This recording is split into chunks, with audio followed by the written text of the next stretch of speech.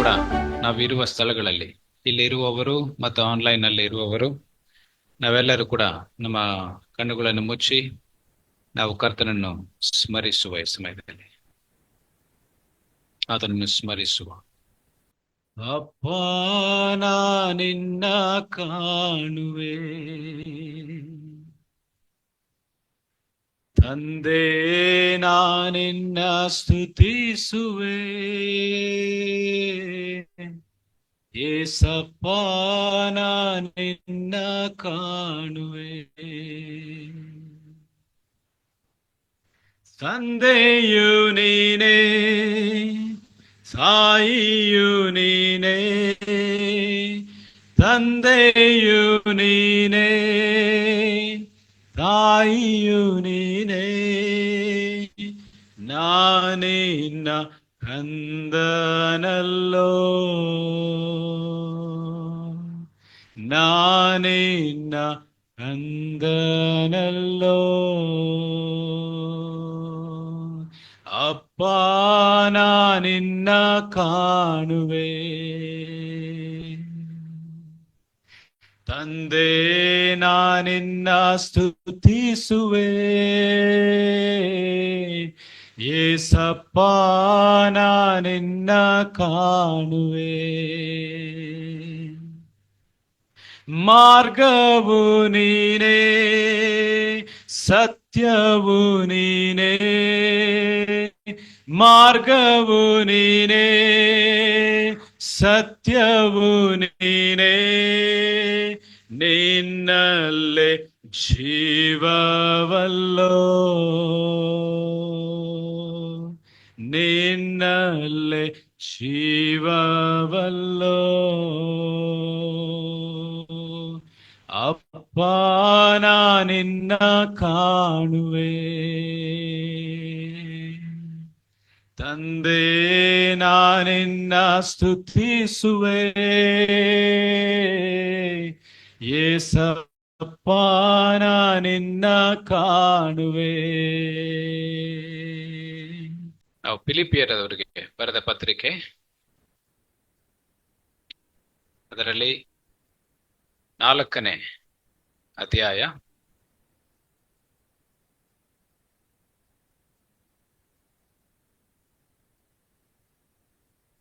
ಫಿಲಿಪಿಯವರಿಗೆ ಬರೆದ ಪತ್ರಿಕೆ, ಅದರಲ್ಲಿ 4ನೇ ಅಧ್ಯಾಯ ವಾಕ್ಯ 6 ಹಾಗೂ 7 ನಾವು ಓದಿಕೊಳ್ಳುವ.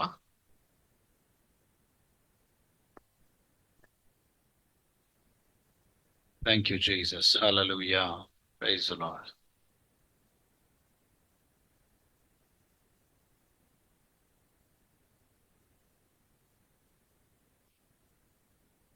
ಯೇಸುವೇ ಸ್ತೋತ್ರ.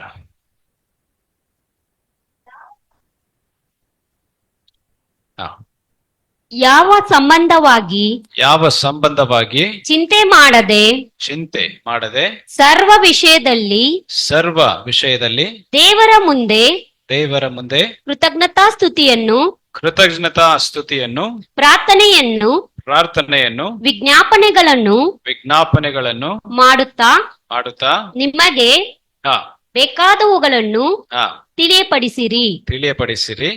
ಆಗ ಎಲ್ಲಾ ಗ್ರಹಿಕೆಯನ್ನು ಮೀರುವ ದೇವರ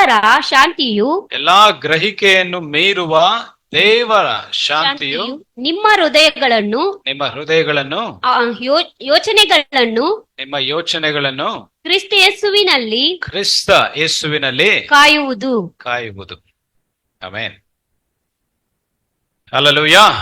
ಓಕೆ, ಸೊ ಈ ಸಮಯದಲ್ಲಿ ಕೂಡ ಈ ಒಂದು ವಾಕ್ಯದ ಮುಖಾಂತರವಾಗಿ ನಾವು ಈ ದಿನದಲ್ಲಿ ಕೇವಲ ಒಂದು ಸಂದೇಶವನ್ನು ಮಾತ್ರವಲ್ಲದೆ ಒಂದು ಬಿಡುಗಡೆಯನ್ನು ಪಡೆಯಲಿದ್ದೇವೆ. ಅದಕ್ಕೋಸ್ಕರ ನಾವು ನಂಬಿಕೆಯಿಂದ, ನಾವು ಕಾದಿರುವ ನಂಬಿಕೆಯಿಂದ, ನಾವು ಅಪೇಕ್ಷೆಯಿಂದ ಈ ಸಮಯದಲ್ಲಿ ದೇವರ ವಾಕ್ಯವನ್ನು ನಾವು ಕೇಳುವ. ಹಲ್ಲೆಲೂಯಾ. ಓಕೆ, ಸೊ ಅದರ ಪ್ರಾರಂಭದಲ್ಲಿ do not be anxious about anything. ನೀವು ಯಾವ ವಿಷಯವಾಗಿಯೂ ಕೂಡ ಏನ್ ಮಾಡಬಾರದಂತೆ? ಚಿಂತೆ ಮಾಡಬಾರದು. ಹಲ್ಲೆಲೂಯಾ. ಯಾವ ವಿಷಯವಾಗಿಯೂ ಹೇಳಿರಿ. ಚಿಂತೆ ಮಾಡಬಾರದು. ಅದೇ ಪಾಸ್ಟ್ರೆ, ಆಗೋದಿಲ್ಲ. ಬೇರೆ ಏನು ಬೇಕಾದ್ರೂ ಹೇಳಿ, ಚಿಂತೆ ಮಾಡಬಾರದು ಎಂಬುದಾಗಿ ಹೇಳಿದರೆ ಅದು ಹೇಗೆ ಸಾಧ್ಯ? ಬಹುಶಃ ನೀವು ಆರಾಮಾಗಿದ್ದೀರಾ, ಬಹುಶಃ ನಿಮಗೆ ಯಾವ ಚಿಂತೆನೂ ಇಲ್ಲ ಪಾಸ್ಟ್ರೆ, ಆದ್ರೆ ನಮಗೆ ನೂರಾರು ಚಿಂತೆಗಳಿದಾವೆ. ಬಟ್ ನೀವೇ ಒಂದ್ಸಾರಿ ಯೋಚನೆ ಮಾಡಿ ನೋಡಿದ್ರೆ ಅರ್ಥ ಆಗುತ್ತೆ, ಈ ಲೋಕದಲ್ಲಿ ತೊಂದರೆಗಳಿಲ್ಲದ ಮನುಷ್ಯನಿಲ್ಲ. ಹೌದಾ ಇಲ್ವಾ? ಪ್ರತಿಯೊಬ್ಬರಿಗೂ ಕೂಡ ತೊಂದರೆಗಳು ಇದ್ದೇ ಇರುತ್ತವೆ. ಅದರಲ್ಲಿ ಬೇರೆ ವಿಧವಾದಂತಹ ತೊಂದರೆಗಳು, ಒಬ್ಬೊಬ್ಬರಿಗೆ ವ್ಯತ್ಯಾಸವಾದಂತಹ ತೊಂದರೆಗಳಿರಬಹುದು, ಕಷ್ಟ ಪರಿಸ್ಥಿತಿಗಳಿರಬಹುದು. ಆದರೆ ತೊಂದರೆನೇ ಇಲ್ಲದೆ ಇರುವಂತಹ ವ್ಯಕ್ತಿ ಯಾರು ಕೂಡ ಇಲ್ಲ. ಆದರೆ ದೇವರ ವಾಕ್ಯವು ಈ ದಿನದಲ್ಲಿ ನಮ್ಮನ್ನು ನೋಡಿ ಹೇಳುವಂತದ್ದಾಗಿದೆ, ಯಾವ ವಿಷಯವಾಗಿಯೂ ಕೂಡ ಚಿಂತೆ ಮಾಡಬಾರದು. ಯಾವ ವಿಷಯವಾಗಿ ಕೂಡ ಚಿಂತೆ ಮಾಡಬಾರದು. ಈ ದಿನದಲ್ಲಿ ನಾನು ಪ್ರಾರಂಭದಲ್ಲಿಯೇ ನಾನು ಯಾಕೆ ಹೇಳಿದೆ ಅಂದ್ರೆ, ಓಕೆ, ನಿಮ್ಮ ಒಂದು ಜೀವಿತದಲ್ಲಿ ಈ ದಿನದಲ್ಲಿ ನಾವು ಕೇವಲ ಒಂದು ಸಂದೇಶವನ್ನು ಮಾತ್ರವಲ್ಲದೆ ಒಂದು ಬಿಡುಗಡೆಯನ್ನು ಕೂಡ ಪಡೆಯಲಿದ್ದೇವೆ ಎಂಬುದಾಗಿ. ಯಾಕೆಂದರೆ ದೇವರಿಗೆ ಗೊತ್ತು, ಇವತ್ತು ಈ ಸ್ಥಳದಲ್ಲಿ ಕುಳಿತಿರುವವರು ನಾವಾಗಲಿ ಅಥವಾ ಆನ್ಲೈನ್ ನಲ್ಲಿ ನಮ್ಮನ್ನು ನೋಡುತ್ತಿರುವವರು ಕೇಳುತ್ತಿರುವವರಾಗಲಿ, ನಮ್ಮಲ್ಲಿ ಅನೇಕರು ಚಿಂತೆ ಎಂಬ ಒಂದು ಬಂಧನದಲ್ಲಿದ್ದೇವೆ. ಚಿಂತೆ ಎಂಬ ಒಂದು ಇಕ್ಕಟ್ಟಿನಲ್ಲಿ ಇದ್ದೇವೆ. ಆ ಬಂಧನದಿಂದ ದೇವರು ಇವತ್ತು ನಮ್ಮನ್ನು ಬಿಡುಗಡೆ ಮಾಡಲು ಬಯಸುತ್ತಾನೆ. ನಂಬುವವರು ಮಾತ್ರ ಆಮೇನ್ ಹೇಳಬಹುದು. ಹಲ್ಲೆಲೂಯಾ. ಓಕೆ, ಸೊ ಈ ಸಮಯದಲ್ಲಿ ನಾನು ಈಗ ಕೇಳುವುದಿಲ್ಲ ನಿಮಗೆ ಯಾರ್ಯಾರು ಚಿಂತೆಯಲ್ಲಿದ್ದೀರಾ ಏನು ಎಂಬುದಾಗಿ. ಆದರೆ ನಿಮಗೆ ಗೊತ್ತು, ದೇವರಿಗೆ ಗೊತ್ತು, ಮತ್ತು ಈ ಸಮಯದಲ್ಲಿ ಯಾವ ವಿಷಯವಾಗಿ ನೀವು ಚಿಂತೆಯಲ್ಲಿದ್ದೀರಾ ಅನ್ನೋದು ಕೂಡ ದೇವರಿಗೆ ಗೊತ್ತು. ಆಮೇನ್. ಓಕೆ, ಸೊ ಆನ್ಲೈನ್ ಅಲ್ಲಿ ನೋಡ್ತಿರುವವರು ಅಲ್ಲಿ ಕುಳಿತು ನೀವು ಆಮೇನ್ ಹೇಳಿರಿ, ತೊಂದರೆ ಇಲ್ಲ.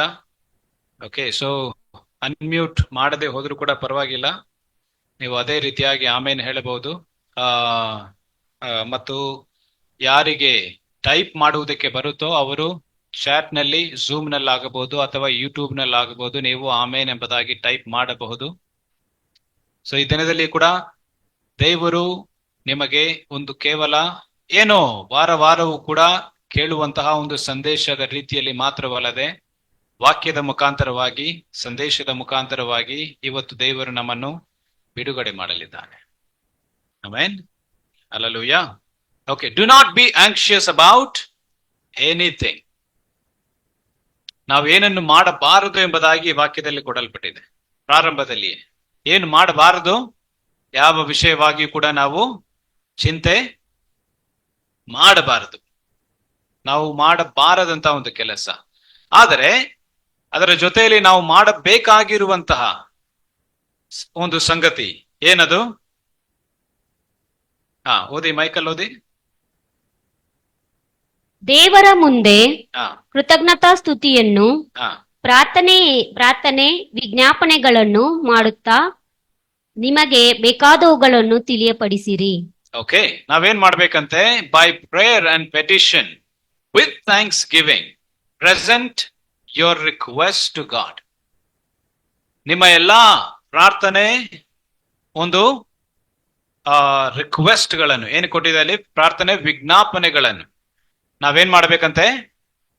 ದೇವರ ಮುಂದೆ ನಾವು ಇಡಬೇಕಂತೆ, ದೇವರಿಗೆ ನಾವು ಸಲ್ಲಿಸಬೇಕಂತೆ. ಹೇಗೆ ಸಲ್ಲಿಸಬೇಕು? ನಾವು ಹತ್ಕೊಂಡು ಯಾವಾಗ್ಲೂ ಕೂಡ ಅಳುಮುಖ ತಗೊಂಡು ದೇವರ ಬಳಿ ಬಂದು ಯಾವಾಗ್ಲೂ ಕೂಡ ನಾವು ಕಂಪ್ಲೇಂಟ್ ಹೇಳಿಕೊಂಡು, ಅಂದ್ರೆ ದೂರು ಮಾಡಿಕೊಂಡು, ಅಪ್ಪಾ ನಿನಗೆ ಕಾಣಿಸ್ತಾ ಇಲ್ವಾ ನಾನು ಯಾವ ಪರಿಸ್ಥಿತಿಯಲ್ಲಿ ಇದ್ದೇನೆ, ನಾನು ಯಾವ ಒಂದು ಕಷ್ಟದಲ್ಲಿ ಹಾದು ಹೋಗುತ್ತಿದ್ದೇನೆ, ನಿನಗೆ ಗೊತ್ತಿಲ್ಲವಾ? ನಿನಗೆ ಕಣ್ಣು ಕಾಣಿಸ್ತಾ ಇಲ್ವಾ? ಕಿವಿ ಕೇಳಿಸ್ತಾ ಇಲ್ವಾ ಅಂತ ಹೇಳಿ ನಾವು ದೇವರೊಟ್ಟಿಗೆ ಮಾತನಾಡ್ತೀವಿ. ಓಕೆ, ನಾವು ಮಕ್ಕಳು ಆತನಿಗೆ, ನಾವು ಆತನ ಸನ್ನಿಧಿಗೆ ಬಂದಾಗ ಯಾವ ರೀತಿಯಲ್ಲಾದರೂ ಆತನೊಟ್ಟಿಗೆ ನಾವು ಮಾತನಾಡಬಹುದು, ಹೌದು.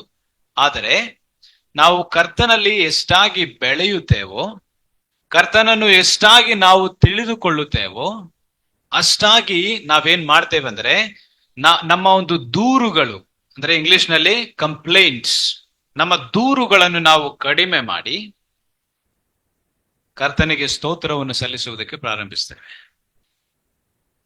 ಎಂಥ ಪರಿಸ್ಥಿತಿಯಲ್ಲಿ ಇದ್ದರೂ ಕೂಡ ನಾವು, ಅಪ್ಪ ನಿನಗೆ ಸ್ತೋತ್ರ. ಕಷ್ಟ ಪರಿಸ್ಥಿತಿ ಇದೆಯಾ, ನಿನಗೆ ಸ್ತೋತ್ರ. ಯಾಕೆಂದರೆ ನಮ್ಮ ದೇವರು ಆತನು ಎಂತ ಎಲ್ಲಾ ಕಾರ್ಯಗಳಲ್ಲಿಯೂ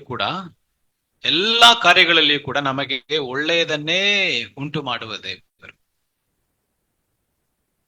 ಹಲ್ಲೆಲೂಯಾ. ಓಕೆ, ಒಂದು ಹಾಡಿದೆ ಈಗ ಸದ್ಯಕ್ಕೆ, ನನಗೆ ಅದರ ಟ್ಯೂನ್ ಜ್ಞಾಪಕ ಬರ್ತಾ ಇಲ್ಲ. ನೀನು ಒಳ್ಳೆಯ ದೇವರು, ನೀನು ಒಳ್ಳೆಯದನ್ನೇ ಮಾಡುತ್ತಿ ಎಂಬುದಾಗಿ. ನಮ್ಮ ದೇವರು ಒಳ್ಳೆಯ ದೇವರು, ಆತನು ಕೇವಲ ಒಳ್ಳೆಯದನ್ನೇ ಆತನು ಮಾಡುತ್ತಾನೆ. ಹಲ್ಲೆಲೂಯಾ. ಓಕೆ, ಆತನು ಯಾವತ್ತೂ ಕೂಡ ತನ್ನ ಮಕ್ಕಳಿಗಾಗಿ ಅಥವಾ ತನ್ನ ಮಕ್ಕಳಿಗೋಸ್ಕರ ಕೆಟ್ಟದ್ದನ್ನು ಯೋಚಿಸುವುದೂ ಇಲ್ಲ, ಕೆಟ್ಟದ್ದನ್ನು ಮಾಡುವುದೂ ಇಲ್ಲ. ದೇವರು ಪ್ರತಿಯೊಂದು ಕ್ಷಣದಲ್ಲಿಯೂ ಕೂಡ, ಪ್ರತಿಯೊಂದು ದಿನದಲ್ಲಿಯೂ ಕೂಡ, ಯಾವ ಸಂದರ್ಭದಲ್ಲಾಗಬಹುದು, ಎಲ್ಲಾ ಸಂದರ್ಭಗಳಲ್ಲಿ ದೇವರು ಆತನು ಒಳ್ಳೆಯದನ್ನೇ ಮಾಡುತ್ತಾನೆ. ಯಾಕೆ? ನಮ್ಮ ದೇವರು ಒಳ್ಳೆಯ ದೇವರು. ಹಲ್ಲೆಲೂಯಾ. ಕೆಟ್ಟ ಒಂದು ಮರದಿಂದಲೇ ಕೆಟ್ಟ ಫಲವು ಬರುವುದು. ಒಳ್ಳೆಯ ಮರವಾಗಿದ್ದರೆ ಒಳ್ಳೆಯ ಫಲವೇ ಬರುತ್ತದೆ. ನಮ್ಮ ದೇವರು ಒಳ್ಳೆಯ ದೇವರಾಗಿರುವುದರಿಂದ ಆತನಲ್ಲಿ ಕೇವಲ ಕೇವಲ ಕೇವಲ ಒಳ್ಳೆಯದೇ ಇರುವುದರಿಂದ ಆತನಿಂದ ಹೊರಗೆ ಬರುವುದು ಕೂಡ ಒಳ್ಳೆಯದು ಮಾತ್ರವೇ. ಆಮೇನ್. ಓಕೆ, ಸೊ ಆಗ ನಾವು ಏನನ್ನು ಮಾಡಬಾರದು? ಎಲ್ಲರೂ ಸೇರಿ ಹೇಳುವ. ಏನನ್ನು ಮಾಡಬಾರದು? ಚಿಂತೆ ನಾವು ಮಾಡಬಾರದು. ನಾವೇನನ್ನು ಮಾಡಬೇಕು? ನಮ್ಮ ಒಂದು ಪ್ರಾರ್ಥನೆ ವಿಜ್ಞಾಪನೆಗಳನ್ನು ನಾವೇನು ಮಾಡಬೇಕು? ಆತನ ಸನ್ನಿಧಿಗೆ ನಾವು ಕರೆತರಬೇಕು, ಆತನ ಸನ್ನಿಧಿಯಲ್ಲಿ ನಾವು ಇಡಬೇಕು. ಹೇಗೆ? ಯಾವ ಸ್ಥಿತಿಯಲ್ಲಿ? ಪ್ರಾರ್ಥನೆಯೊಟ್ಟಿಗೆಯೂ ಮತ್ತು ಕೃತಜ್ಞತಾ ಸ್ತೋತ್ರದೊಡನೆಯೂ. ನಾವು ಕೃತಜ್ಞತಾ ಸ್ತೋತ್ರದೊಡನೆ, ವಂದನೆಯೊಡನೆ, ಅಪ್ಪಾ ನಿನಗೆ ಸ್ತೋತ್ರ ಸ್ವಾಮಿ, ನಾನು ಇರುವಂತಹ ಒಂದು ಪರಿಸ್ಥಿತಿಯಲ್ಲಿ ನಿನ್ನನ್ನು ಸ್ತೋತಿಸಲು ಬಯಸುತ್ತೇನೆ. ಪೌಲನನ್ನು ಮತ್ತು ಶೀಲನನ್ನು ನಾವು ನೋಡುವಾಗ, ಅವರು ಅಪೊಸ್ತಲರ ಕೃತ್ಯಗಳಲ್ಲಿ ನಾವು ಅವರ ಒಂದು ಜೀವಿತಗಳನ್ನು, ಅವರ ಪರಿಸ್ಥಿತಿಯನ್ನು ನಾವು ನೋಡುವಾಗ, ಅವರೆಲ್ಲಿದ್ದರು? ಪೌಲನು ಶೀಲನು ಸ್ತುತಿ ಮಾಡಿದಾಗ ಎಲ್ಲಿದ್ದರು? ಸೆರೆಮನೆಯಲ್ಲಿದ್ದರು. ಸೆರೆಮನೆಯಲ್ಲಿದ್ದುಕೊಂಡು ಆ ಸೆರೆಮನೆಯಲ್ಲಿ ಅವರು ಏನ್ ಮಾಡ್ಬೇಕಾಗಿತ್ತು ನೋಡಕ್ ಹೋದ್ರೆ? ಚಿಂತೆ ಮಾಡ್ಬೇಕಾಗಿತ್ತು, ಅಳಬೇಕಾಗಿತ್ತು, ಮತ್ತೆ ಅಯ್ಯೋ ನಾನು ಹೋಗಬೇಕಾಗಿತ್ತು.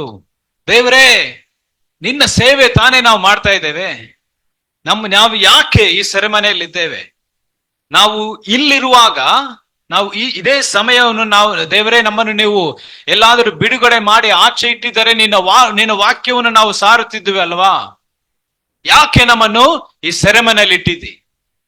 ನಾವುಗಳು ಕೂಡ ಅನೇಕ ಸಾರಿ ಕೇಳುವುದುಂಟು, ಅಪ್ಪ ನನ್ನನ್ನು ಆಶೀರ್ವದಿಸು, ನನಗಿರುವ ಬಾಧೆಗಳೆಲ್ಲ ತೆಗೆದಾಕು, ನಾನು ನಿನ್ನ ಸೇವೆ ಮಾಡ್ತೀನಿ.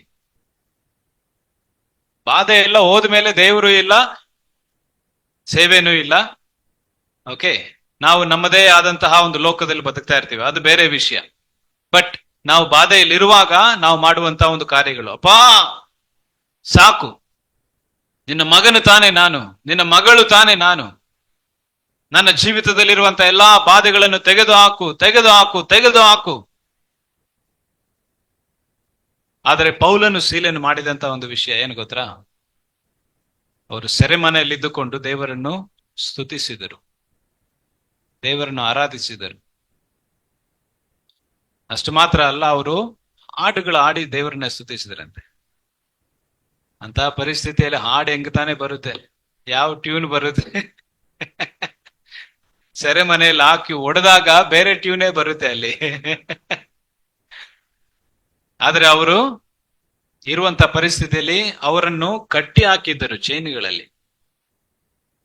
ಚೈನುಗಳಲ್ಲಿ ಕಟ್ಟಿ ಹಾಕಿದ್ರು, ಅಂತ ಕಾಲುಗಳನ್ನ ಕಟ್ಟ ಹಾಕಿದ್ದಾರೆ. ಓಕೆ, ಅವರು ಸೆರೆಮನೆಗಳಲ್ಲಿ ದೇವರ್ ಇನ್ ಚೈನ್ಸ್ ಎಂಬುದಾಗಿ ದೇವರ ವಾಕ್ಯ ಹೇಳುತ್ತದೆ. ಸೆರೆಮನೆಯಲ್ಲಿ ಅವ್ರನ್ನ ನಾವು ಚೈನುಗಳಲ್ಲಿ ಕಟ್ಟಾಕಿರುವಾಗ ಅವರ ಚೈನುಗಳನ್ನು ನಾನು ಊಹನೆ ಮಾಡ್ತಾ ಇದ್ದೇನೆ, ಕಲ್ಪನೆ ಮಾಡ್ತಾ ಇದ್ದೇನೆ. ಅವರ ಒಂದು ಚೈನುಗಳನ್ನೇ ಅವರು ಒಂದು ವಾದ್ಯವಾಗಿ ಉಪಯೋಗಿಸಿ ಅವರು ಅದನ್ನೇ ಬಾರಿಸಿಕೊಂಡು ದೇವರನ್ನು ಸ್ತುತಿಸುವುದಕ್ಕೆ ಪ್ರಾರಂಭ ಮಾಡಿದರು. ಹಲ್ಲೆಲೂಯಾ. ನಮಗೆ ಎಲ್ಲ ಉಂಟು, ಆರಾಮಾಗಿದ್ದೇವೆ, ಆದರೂ ಕೂಡ ದೇವರನ್ನ ಸ್ತುತಿಸುವುದಕ್ಕೆ ಏನೋ ಭಾರವಾಗಿ, ಕಾಟಾಚಾರಕ್ಕೆ ಕಡ್ಡಾಯವಾಗಿ ದೇವರನ್ನ ಸ್ತುತಿಸುವುದಕ್ಕೆ ನಾವು ನೋಡ್ತೇವೆ. ಆದರೆ ನೋಡಿ, ನಾವು ಕಷ್ಟ ಪರಿಸ್ಥಿತಿಯಲ್ಲಿ ಇರುವಾಗ ನಾವು ಮಾಡಬೇಕಾಗಿರುವಂಥದ್ದು ದೇವರನ್ನು ಸ್ತುತಿಸಬೇಕು, ದೇವರನ್ನು ನಾವು ಆರಾಧಿಸಬೇಕು, ದೇವರಿಗೋಸ್ಕರ ಸ್ತುತಿ ಗೀತೆಗಳು ಬರಬೇಕು. ಹಲ್ಲೆಲೂಯಾ. ಯಾರೋ ಒಬ್ಬ ಸೇವಕರು ಹೇಳ್ತಾ ಇದ್ರು ಕಳೆದ ದಿನಗಳಲ್ಲಿ, ಏನಂದ್ರೆ ನಾವು ದೇವರ ಬಳಿಗೆ ಬರುವುದು ಮುದ್ದಾಡೋದಕ್ಕೆ ನಾವು ಬರಬೇಕು ಎಂಬುದಾಗಿ. ಅಂದ್ರೆ, ಅಪ್ಪ ನೀನೆಷ್ಟು ಒಳ್ಳೆಯ ದೇವರು, ನಿನಗೆ ಸ್ತೋತ್ರ ಸ್ವಾಮಿ, ನೀನು ನನಗೆ ಬೇಕಪ್ಪ, ನಿನ್ನ ಸನ್ನಿಧಿ, ನಿನ್ನ ಪಾದಗಳನ್ನು ನಾನು ಮುತ್ತಿಡುತ್ತೇನೆ ಸ್ವಾಮಿ, ನೀನೇ ನನಗೆ ಸಕಲವು ಸ್ವಾಮಿ ಎಂಬುದಾಗಿ ಮುದ್ದಾಡೋದಕ್ಕೆ ನಾವು ಕರ್ತನ ಸನ್ನಿಧಿಗೆ ಬರಬೇಕಂತೆ. ಸ್ಪಿರಿಚುವಲ್ ವಾರ್ಫೇರ್ ಎಂಬುದಾಗಿ ಗುದ್ದಾಡೋದಕ್ಕೋಸ್ಕರ ಬರಬಾರ್ದಂತೆ. ನಾವು ಆತನ ಸನ್ನಿಧಿಗೆ ಬಂದಾಗ ಮುದ್ದಾಡೋದಕ್ಕೆ ಬರಬೇಕು. ಅಂದ್ರೆ ಆತನನ್ನು ಹೃದಯದಂತರಾಳದಿಂದ ಸ್ತುತಿಸಬೇಕು, ಆತನನ್ನು ಕೊಂಡಾಡಬೇಕು. ಪರಿಸ್ಥಿತಿನ ಮರೆತೋಗ್ರಿ. ಯಾಕೆಂದ್ರೆ ನಾವು ಎಷ್ಟೋ ಸಾರಿ ನಾವು ಮಾಡುವಂತ ಕಾರ್ಯಗಳೇನೆಂದರೆ ಪರಿಸ್ಥಿತಿಯನ್ನು ನಾವು ದೇವರಿಗಿಂತ ದೊಡ್ಡದಾಗಿ ಮಾಡ್ಬಿಡ್ತೇವೆ. ಪರಿಸ್ಥಿತಿಯನ್ನು ನಾವು ದೇವರಿಗಿಂತ ದೊಡ್ಡದಾಗಿ ಮಾಡ್ಬಿಡ್ತೇವೆ. ದೇವರು ನಮಗೆ ಆ ಸಂದರ್ಭದಲ್ಲಿ, ಆ ಸಮಯದಲ್ಲಿ ಚಿಕ್ಕವರಾಗಿ ಕಾಣಬರುತ್ತಾರೆ. ಯಾವುದೋ ಒಂದು ಮೂಲೆಯಲ್ಲಿ ಇರ್ತಾರೆ ದೇವರು, ಆದ್ರೆ ನಮ್ಮ ಒಂದು ಆ ಪರಿಸ್ಥಿತಿ ದೊಡ್ಡದಾಗಿ ನಮ್ಮ ಮುಂದೆ ಇರುತ್ತೆ. ನಿದ್ರೆಯಲ್ಲಿಯೂ ಅದೇ ಪರಿಸ್ಥಿತಿ.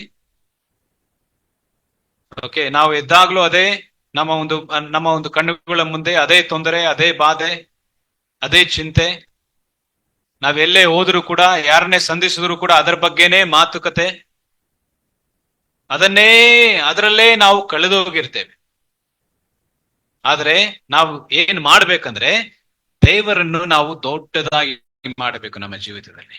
ನಮ್ಮ ಜೀವಿತಗಳಲ್ಲಿ ಇರುವಂತ ಪರಿಸ್ಥಿತಿಗಳನ್ನು ಸಣ್ಣದಾಗಿ ಯಾವುದೋ ಒಂದು ಮೂಲೆಯಲ್ಲಿ ಇಟ್ಬಿಡ್ಬೇಕು. ಅವುಗಳನ್ನ ಕರ್ತನ ಸನ್ನಿಧಿಯಲ್ಲಿ, ಕರ್ತನ ಒಂದು ಪಾದಗಳ ಬಳಿಯಲ್ಲಿ ಒಂದು ಮೂಲೆಯಲ್ಲಿ ಇಟ್ಬಿಟ್ಟು ಆತನನ್ನೇ ನೋಡಿ, ಆತನನ್ನೇ ಸ್ತುತಿಸಿ, ಆತನನ್ನೇ ಆರಾಧಿಸಿ, ಆತನ ನಾಮವನ್ನು ಮೇಲಕ್ಕೆತ್ತುತ್ತಾ ನಾವಿರಬೇಕು. Amen, hallelujah. ಆ ರೀತಿಯಾಗಿ ಮಾಡುವಾಗ ಏನಾಗುತ್ತದೆ ಎಂಬುದಾಗಿ ಮುಂದಿನ ವಾಕ್ಯದಲ್ಲಿ ಕೊಡಲ್ಪಟ್ಟಿದೆ. ಮುಂದಿನ ವಾಕ್ಯಕ್ಕೆ ಹೋಗುವುದಕ್ಕಿಂತ ಮುಂಚೆ ಈಗ 2 ಕಾರ್ಯಗಳನ್ನು ನಾವು ಕಲಿತವು 6ನೇ ವಾಕ್ಯದಲ್ಲಿ. ಏನನ್ನು ಕಲಿತವು? 1, ನಾವು ಏನನ್ನು ಮಾಡಬಾರದು ಅನ್ನುವುದನ್ನು ಕಲಿತೆವು. 2ನೇದು, ಏನು ಮಾಡಬೇಕು ಅನ್ನೋದನ್ನು ಕಲಿತೆವು. ಈಸಿ ಅಲ್ಲ? ಸುಲಭ, ಜ್ಞಾಪಕ ಇಟ್ಕೊಳ್ಳೋದಕ್ಕೆ ಸುಲಭ. ಓಕೆ, ನಾವು 6ನೇ ವಾಕ್ಯದಲ್ಲಿ 2 ಕಾರ್ಯಗಳನ್ನು ಕಲಿತಿದ್ದೇವೆ. ಏನು? 1 ಏನನ್ನು ಮಾಡಬಾರದು, 1 ಏನನ್ನು ಮಾಡಬೇಕು. ಓಕೆ, ಏನನ್ನು ಮಾಡಬಾರದು? ಯಾವ ವಿಷಯವಾಗಿಯೂ ನಾವು ಚಿಂತೆ ಮಾಡಬಾರದು. ಏನು ಮಾಡಬೇಕು? ಎಲ್ಲಾ ಒಂದು ಪರಿಸ್ಥಿತಿಯಲ್ಲಿಯೂ ಕೂಡ ನಾವು ನಮ್ಮ ವಿಜ್ಞಾಪನೆಗಳನ್ನು ಕರ್ತನ ಸನ್ನಿಧಿಯಲ್ಲಿ ತರಬೇಕು, ಇಡಬೇಕು. ಬಟ್ ಹೇಗೆ? ಕೃತಜ್ಞತಾ ಸ್ತುತಿಯೊಡನೆ, ಆತನನ್ನು ಸ್ತುತಿಸುತ್ತಾ, ಆತನನ್ನು ಆರಾಧಿಸುತ್ತಾ ನಾವು ಆ ಎಲ್ಲ ಒಂದು ಪರಿಸ್ಥಿತಿಗಳನ್ನು ದೇವರಿಗೆ ತಿಳಿಯಪಡಿಸಬೇಕು. ಆದರೆ ನಾವು ನೋಡಿ, ದೇವರಿಗೆ ನಾವು ನಮ್ಮ ಒಂದು ಪ್ರಾರ್ಥನೆ ವಿಜ್ಞಾಪನೆಗಳನ್ನು ತಿಳಿಸಬೇಕು. ಅದು ಹೇಗೆ, ಯಾವಾಗ ಗೊತ್ತಾ? ನಾವು ಮೊದಲು ಆತನನ್ನು ಸ್ತುತಿಸಬೇಕು, ಆತನನ್ನು ಆರಾಧಿಸಬೇಕು. ನಂತರ ನಾವು ನಮ್ಮ ವಿಜ್ಞಾಪನೆಗಳಿರುವುದಾದರೆ ಅವುಗಳನ್ನು ನಾವು ಕರ್ತನೊಟ್ಟಿಗೆ ಹೇಳಿ ಆತನ ಸನ್ನಿಧಿಯಲ್ಲಿ ಇಡುವುದು, ಆತನೊಟ್ಟಿಗೆ ಮಾತನಾಡುವುದು ಯಾವ ತೊಂದರೆನೂ ಇಲ್ಲ. ಆ ರೀತಿಯಾಗಿ ಮಾಡಬೇಕು. ಆದ್ರೆ ಕೆಲವೊಂದು ಸಾರಿ ನಾವೇನ್ ಮಾಡ್ತೇವೆ ಗೊತ್ತಾ? ಪ್ರಾರ್ಥನೆ ನಾವು ಮಾಡೋದಕ್ಕೆ ಪ್ರಾರಂಭ ಮಾಡಿದ ತಕ್ಷಣನೇ ಏನ್ ಮಾಡ್ತೀವಿ? ನಮ್ಮ ಒಂದು ದೊಡ್ಡ ಲಿಸ್ಟ್ ಇರುತ್ತೆ. ಅಪ್ಪ, ನನ್ನ ಜೀವಿತ ಮುಟ್ಟು, ನನ್ನ ತಲೆನೋವು ಸರಿ ಮಾಡು, ನನ್ನ BP ಸರಿ ಮಾಡು, ನನ್ನ ಮಕ್ಕಳನ್ನ ಮುಟ್ಟು, ನನ್ನ ಹಣಕಾಸು ತೊಂದರೆ ಇದೆ, ಸಾಲ ಇದೆ, ಸಾಲದವ್ರು ಬರ್ತಾ ಇದ್ದಾರೆ, ಮನೆ ಹತ್ರ ಬರ್ತಾ ಇದ್ದಾರೆ, ನನ್ನ ಒಂದು ಜೀವಿತದಲ್ಲಿ ಈ ತೊಂದರೆ ಆ ತೊಂದರೆ, ನನ್ನ ಹೆಂಡತಿ, ನನ್ನ ಗಂಡ, ನನ್ನ ಅಪ್ಪ ಅಮ್ಮ, ಅವರು ಇವರು, ಅದಂತೆ ಇದಂತೆ ಎಲ್ಲ ಒಂದು ದೊಡ್ಡ ಲಿಸ್ಟ್ ನ ನಾವು ಪ್ರಾರಂಭದಲ್ಲಿಯೇ ದೇವ್ರ ಮುಂದೆ ತರ್ತೇವೆ. ನೋ, ಆ ರೀತಿಯಾಗಿ ನಾವು ಮಾಡಬಾರದು. ನಾವೆಲ್ಲರೂ ಕೂಡ ಒಬ್ಬ ರಾಜನ ಮುಂದೆ ಯಾವ ರೀತಿ ಹೋಗ್ಬೇಕು ಅನ್ನೋದನ್ನ ನಾವೆಲ್ಲರೂ ತಿಳಿದಿದ್ದೇವಲ್ಲ. ನಾವೆಲ್ಲ ನಮ್ಮ ಒಂದು ಭಾರತ ದೇಶದಲ್ಲಿ ರಾಜ್ಯರ ಒಂದು ಆಳ್ವಿಕೆ ಇಲ್ಲ, ಆದರೂ ಕೂಡ ನಾವು ಸಿನಿಮಾಗಳಲ್ಲಿ ಅಥವಾ ಬೇರೆ ಅಥವಾ ವಿಡಿಯೋಗಳಲ್ಲಿ ನಾವೆಲ್ಲರೂ ಕೂಡ ಒಂದಲ್ಲ ಒಂದು ಸಮಯದಲ್ಲಿ ನೋಡಿ ತಿಳಿದಿದ್ದೇವೆ. ರಾಜ್ಯರ ಮುಂದೆ ನಾವು ಹೋಗುವಾಗ ಯಾವ ರೀತಿಯಾಗಿ ಹೋಗ್ತೇವೆ? ರಾಜರ ಮುಂದೆ ಭಯಭಕ್ತಿಯಿಂದ ಹೋಗ್ತೇವೆ, ಮತ್ತು ಅಲ್ಲಿ ಹೋದ ಮೇಲೆ ರಾಜನನ್ನ ನಾವು ಮೊದಲು ಹೊಗಳ್ತೇವೆ, ಮತ್ತು ರಾಜನಿಗೆ ಏನಾದರೂ ಉಡುಗೊರೆಗಳನ್ನು ತಂದಿರುವುದಾದರೆ ಅದನ್ನು ಕೂಡ ನಾವು ಸಲ್ಲಿಸ್ತೇವೆ. ನಂತರ ನಾವು ಯಾವುದಕ್ಕೋಸ್ಕರ ಬಂದಿದ್ದೇವೆ ಅನ್ನೋದನ್ನು ಅವರಿಗೆ ತಿಳಿಯಪಡಿಸ್ತೇವೆ. ರಾಜನು ಕೇಳಿದಾಗ, ಓಕೆ, ನೀವು ಬಂದಂತ ಕಾರಣ ಏನು ಎಂಬುದಾಗಿ ಕೇಳಿದಾಗ, ಆಗ ಅವರು ಬಂದಂತ ಕಾರಣವನ್ನು ತಿಳಿಸ್ತಾರೆ, ಅವರ ತೊಂದರೆಯನ್ನು ತಿಳಿಸ್ತಾರೆ. ಈ ಲೋಕದಲ್ಲಿರುವ ರಾಜರ ಬಳಿಗೆ ನಾವು ಅಷ್ಟೊಂದು ಒಂದು ರೀತಿಯಾಗಿ ಭಯ ಭಕ್ತಿ ಉಳ್ಳವರಾಗಿಯೂ ಮತ್ತು ಅಂತ ಒಂದು ಕ್ರಮವನ್ನು ನಾವು ವಹಿಸುತ್ತಿದ್ದೇವೆ. ಹಾಗಿರುವಾಗ ರಾಜರ ರಾಜನು, ಒಡೆಯರ ಒಡೆಯನು, ನಮ್ಮನ್ನು ಪ್ರೀತಿಸುವ ನಮ್ಮ ತಂದೆಯು, ಸರ್ವ ಲೋಕಕ್ಕೆ ಒಡೆಯನು, ಸರ್ವ ಸೃಷ್ಟಿಗೆ ಯಜಮಾನನು ಆಗಿರುವಂತಹ ನಮ್ಮ ದೇವರ ಬಳಿಗೆ ನಾವು ಬಂದಾಗ ನಾವು ಮೊದಲು ಆತನನ್ನು ಸ್ತುತಿಸಬೇಕು, ಆತನನ್ನು ಹೊಗಳಬೇಕು, ಆತನಿಗೋಸ್ಕರ ತಂದಿರುವಂತಹ ಉಡುಗೊರೆಗಳನ್ನು ನಾವು ಕೊಡಬೇಕು. ಏನು ಆ ಉಡುಗೊರೆ? ನಮ್ಮ ಸ್ತುತಿ, ನಮ್ಮ ಆರಾಧನೆ, ನಮ್ಮನ್ನೇ ನಾವು ಒಂದು ಉಡುಗೊರೆಯನ್ನಾಗಿ ಆತನಿಗೆ ನಾವು ಸಲ್ಲಿಸಬೇಕು. ಅಪ್ಪ, ನನ್ನದೆಲ್ಲ ನಿನ್ನದೇ ಸ್ವಾಮಿ, ನಾನು ನಿನ್ನವನು, ನಾನು ನಿನ್ನವಳು, ಅಪ್ಪ ನಿನ್ನನ್ನು ಸ್ತುತಿಸುತ್ತೇವೆ, ನಿನ್ನನ್ನು ಆರಾಧಿಸುತ್ತೇವೆ ಸ್ವಾಮಿ ಎಂಬುದಾಗಿ. ಹಲ್ಲೆಲೂಯಾ. ಓಕೆ, ನೋಡಿ, ಈಗ ಬಹಳ ಪ್ರಾಮುಖ್ಯ ನಾವು ಅರ್ಥ ಮಾಡಿಕೊಳ್ಳಬೇಕು. ಮೊದಲನೇದಾಗಿ ನಾವು ಏನು ಮಾಡಬಾರದು? ಚಿಂತೆ ಮಾಡಬಾರದು, ಯಾವ ವಿಷಯವಾಗಿಯೂ ಚಿಂತೆ ಮಾಡಬಾರದು. ಓಕೆ, ಯಾವುದೋ ಒಂದು ವಿಷಯವಾಗಿ ನಾನು ಚಿಂತೆ ಮಾಡೋದಿಲ್ಲ, ಇನ್ನೊಂದು ವಿಷಯ ಯಾವುದಾದ್ರೂ ನನ್ನ ಕಾಡ್ತಾ ಇರುತ್ತೆ ಎಂಬುದಾಗಿ ನಾವು ಹೇಳಬಾರದು. ಯಾವ ವಿಷಯವಾಗಿಯೂ ಚಿಂತೆ ಮಾಡಬಾರದು. ಮತ್ತು ಏನನ್ನು ಮಾಡಬೇಕು? ನಾವು ನಮ್ಮ ಪ್ರಾರ್ಥನೆ ವಿಜ್ಞಾಪನೆಗಳನ್ನು ಕರ್ತನ ಸನ್ನಿಧಿಗೆ ಕರೆದೊಯ್ಯಬೇಕು, ಕೃತಜ್ಞತಾ ಸ್ತುತಿಯೊಡನೆ. ಮರೆಯಬಾರದು, ಇದನ್ನು ಮಾತ್ರ ಮರೆಯಬಾರದು. ಕೃತಜ್ಞತಾ ಸ್ತುತಿಯೊಡನೆ ನಮ್ಮ ಒಂದು ಪ್ರಾರ್ಥನೆ ವಿಜ್ಞಾಪನೆಗಳನ್ನು ಕರ್ತನ ಸನ್ನಿಧಿಗೆ ಕರೆದೊಯ್ಯಬೇಕು. ಆಗ ಓದಿ ಮುಂದಿನ ವಾಕ್ಯ. ಆಗ ಏನಾಗುತ್ತದಂತೆ? And the peace of God, which transcends all understanding, will guard your hearts and your minds in Christ Jesus. ಎಲ್ಲಾ ಗ್ರಹಿಕೆಗಳನ್ನು ಮೀರುವ ದೇವರ ಶಾಂತಿಯು ನಿಮ್ಮ ಹೃದಯಗಳನ್ನು ಯೋಚನೆಗಳನ್ನು ಕ್ರಿಸ್ತ ಯೇಸುವಿನಲ್ಲಿ ಕಾಯುವುದು. ಹಲ್ಲೆಲೂಯಾ. ಓಕೆ, ಇದು ಯಾವಾಗ ಆಗೋದು? 6ನೇ ವಾಕ್ಯದಲ್ಲಿ ಕೊಟ್ಟಿರುವಂತಹ ಕಾರ್ಯಗಳನ್ನು ನಾವು ಮಾಡಿದಾಗ 7ನೇ ವಾಕ್ಯದಲ್ಲಿರುವಂತಹ ಕಾರ್ಯವು ನಡೆಯುತ್ತದೆ. 7ನೇ ವಾಕ್ಯದಲ್ಲಿರುವಂತಹ ಕಾರ್ಯ ಡೈರೆಕ್ಟ್ ಆಗಿ ನಡೆಯುವುದಕ್ಕೆ ಸಾಧ್ಯ ಇಲ್ಲ, ಆಟೋಮ್ಯಾಟಿಕ್ ಆಗಿ ನಡೆಯುವುದಕ್ಕೆ ಸಾಧ್ಯವಿಲ್ಲ. ಯಾಕಂದ್ರೆ you need to position yourself. ನೀವು ನಿಮ್ಮನ್ನೇ ಅಂತ ಒಂದು ಸ್ಥಾನದಲ್ಲಿ ಇರಿಸಿಕೊಳ್ಳಬೇಕು. ಕರ್ತನ ಆ ಒಂದು ಮಹಾ ದೊಡ್ಡ ಶಾಂತಿ, ದೈವಿಕ ಶಾಂತಿ ನಿಮ್ಮ ಜೀವಿತದಲ್ಲಿ, ನಿಮ್ಮ ಜೀವಿತದ ಮೇಲೆ ಆಳ್ವಿಕೆ ಮಾಡಬೇಕಾದರೆ ಆ ಸ್ಥಾನದಲ್ಲಿ ನಿಮ್ಮನ್ನು ನೀವೇ ಇರಿಸಿಕೊಳ್ಳಬೇಕು ಮೊದಲನೇದಾಗಿ. ಆಗ ನಾವು ಯಾವ ವಿಷಯವಾಗಿಯೂ ಚಿಂತೆ ಮಾಡದೆ ಎಲ್ಲಾ ವಿಷಯಗಳ ಕುರಿತಾಗಿ ನಾವು ಕೃತಜ್ಞತಾ ಸ್ತುತಿಯೊಡನೆ ನಮ್ಮ ಎಲ್ಲಾ ವಿಜ್ಞಾಪನೆಗಳನ್ನು ಕರ್ತನಿಗೆ ನಾವು ಸಲ್ಲಿಸುವಾಗ, ಕರ್ತನ ಸನ್ನಿಧಿಗೆ ನಾವು ಕರೆದೊಯ್ದಾಗ ಏನಾಗುತ್ತಂತೆ? ಎಲ್ಲಾ ಗ್ರಹಿಕೆಯನ್ನು ಮೀರುವ, ಅದನ್ನು ಅರ್ಥ ಮಾಡಿಕೊಳ್ಳಬೇಕು. Okay, the peace of God that surpasses all understanding ಅಂದರೆ ದೇವರ ಶಾಂತಿಯು ಎಲ್ಲಾ ಗ್ರಹಿಕೆಯನ್ನು ಮೀರುವ, ಅಂದರೆ ಏನು ಗ್ರಹಿಕೆ ಅಂದ್ರೆ ನಮ್ಮ ಒಂದು ಬುದ್ಧಿ, ನಮ್ಮ ಜ್ಞಾನ, ನಮ್ಮ ತಿಳುವಳಿಕೆಯನ್ನು ಮೀರುವಂತಹ ದೇವರ ಶಾಂತಿಯು ನಮ್ಮ ಹೃದಯಗಳನ್ನು ಕಾಯುತ್ತದೆ. ಅಂದ್ರೆ ಅದರ ಅರ್ಥ ಏನ್ ಗೊತ್ತಾ? ಈ ವಾಕ್ಯದ ಅರ್ಥ ಏನಂದ್ರೆ, ಪರಿಸ್ಥಿತಿ ಹೇಗಿದೆಯೋ ನನಗೆ ಗೊತ್ತಿಲ್ಲ. ಹೌದು, ನನ್ನ 4 ಕಡೆಯಿಂದ ಕೂಡ ನನಗೆ ಒತ್ತಡ ಇದೆ, ತೊಂದರೆ ಇದೆ, ಕಷ್ಟ ಪರಿಸ್ಥಿತಿಗಳಿದ್ದಾವೆ. ಆದರೂ ಕೂಡ ನಾನು ಭಯ ಪಡುವುದಿಲ್ಲ. ಯಾಕೆಂದರೆ ದೇವರು ನನ್ನ ಸಂಗಡ ಇದ್ದಾರೆ. ಆತನು ನನಗೋಸ್ಕರ ಯುದ್ಧ ಮಾಡುತ್ತಾನೆ. ನಾನು ಆತನನ್ನು ಸ್ತುತಿಸುವಾಗ, ಆತನನ್ನು ಆರಾಧಿಸುವಾಗ, ಆತನು ನನ್ನ ಜೀವಿತದ ಎಲ್ಲಾ ಪರಿಸ್ಥಿತಿಗಳನ್ನು ತನ್ನ ಒಂದು ನಿಯಂತ್ರಣದಲ್ಲಿ ತೆಗೆದುಕೊಂಡು ಆತನು ಸಕಲವನ್ನು ಕೂಡ ಸರಿ ಮಾಡುವ ದೇವರಾಗಿದ್ದಾನೆ. ಹಲ್ಲೆಲೂಯಾ.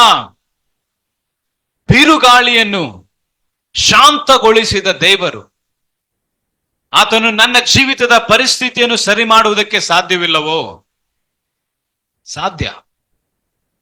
ಅಲ್ಲೋಲ ಕಲ್ಲೋಲವಾಗಿದ್ದಂತಹ ಪರಿಸ್ಥಿತಿಗಳನ್ನು ಶಾಂತ ಮಾಡಿದ ದೇವರು, ಆತನು ನನ್ನ ಜೀವಿತದ ಪರಿಸ್ಥಿತಿಗಳನ್ನು ಸರಿ ಮಾಡುವುದಕ್ಕೆ ಸಾಧ್ಯವಿಲ್ಲವೋ? ಹಲ್ಲೆಲೂಯಾ. ಓಕೆ, ನಾವು ಜ್ಞಾನೋಕ್ತಿಗಳಲ್ಲಿ ಕೂಡ ನಾವು ನೋಡುತ್ತೇವೆ, 3ನೇ ಅಧ್ಯಾಯ ಅದರಲ್ಲಿ 6ನೇ ವಾಕ್ಯ. ಜ್ಞಾನೋಕ್ತಿಗಳು ಕೀರ್ತನೆ ಆದ ಮೇಲೆ ಇರುವಂತಹ ಒಂದು ಪುಸ್ತಕ. ಜ್ಞಾನೋಕ್ತಿಗಳು ಅದರಲ್ಲಿ 3ನೇ ಅಧ್ಯಾಯ 6ನೇ ವಾಕ್ಯ. ಹಲ್ಲೆಲೂಯಾ. ಸ್ತೋತ್ರ ಸ್ವಾಮಿ, ನಿನಗೆ ವಂದನೆ ಅಪ್ಪ, ವಂದನೆ ಕರ್ತನೆ, ನಿನಗೆ ಸ್ತೋತ್ರ, ನಿನಗೆ ಸ್ತೋತ್ರ. 3ನೇ ಅಧ್ಯಾಯ 6ನೇ ವಾಕ್ಯ. ನಿನ್ನ ಎಲ್ಲಾ ನಡವಳಿಕೆಯಲ್ಲಿ ಆತನ ಚಿತ್ತಕ್ಕೆ ವಿಧೇಯನಾಗಿರು. ಓಕೆ, ಆತನೇ ನಿನ್ನ ಮಾರ್ಗಗಳನ್ನು ಸರಾಗ ಮಾಡುವನು. ಓಕೆ. ಮತ್ತೆ ಬೈಬಲ್ ಇನ್ನೊಂದು ಮೊಬೈಲ್ ನಲ್ಲಿ ಇರುವಂತಹ ಟ್ರಾನ್ಸ್ಲೇಷನ್ ಅಲ್ಲಿ ನಾವು ಓದುವುದಾದರೆ ಅದರಲ್ಲಿ ಕೊಡಲ್ಪಟ್ಟಿದೆ, ನಿನ್ನ ಎಲ್ಲಾ ಕಾರ್ಯಗಳಲ್ಲಿ ನಡವಳಿಕೆಗಳಲ್ಲಿ ಆತನ ಚಿತ್ತಕ್ಕೆ ವಿಧೇಯನಾಗಿರು. ಅಲ್ಲಿ ಆ ಟ್ರಾನ್ಸ್ಲೇಷನ್ ಅಲ್ಲಿ ನಿನ್ನ ಎಲ್ಲಾ ಒಂದು ನಡವಳಿಕೆಯಲ್ಲಿ ಆತನ ಚಿತ್ತಕ್ಕೆ ವಿಧೇಯನಾಗು ಎಂಬುದಾಗಿ ಕೊಡಲ್ಪಟ್ಟಿದೆ. ಇನ್ನೊಂದು ಟ್ರಾನ್ಸ್ಲೇಷನ್ ಅಲ್ಲಿ ಕನ್ನಡದಲ್ಲಿ ನಾವು ಓದುವಾಗ, ಆತನನ್ನೇ ಸ್ಮರಿಸಿ ನೀನು ಎಲ್ಲಾ ಕಾರ್ಯಗಳನ್ನು ಮಾಡು, ಆಗ ಆತನು ನಿನ್ನ ಮಾರ್ಗವನ್ನು ಸರಾಗ ಮಾಡುವನು ಎಂಬುದಾಗಿ ಕೊಡಲ್ಪಟ್ಟಿದೆ. ಆಂಗ್ಲ ಭಾಷೆಯಲ್ಲಿ ಕೂಡ ಕೊಡಲ್ಪಟ್ಟಿದೆ, acknowledge him in everything you do and he will direct your paths. ಆತನು ನಿನ್ನ ಮಾರ್ಗವನ್ನು ನಡೆಸುವವನಾಗಿದ್ದಾನೆ ಎಂಬುದಾಗಿ. ಹಲ್ಲೆಲೂಯಾ.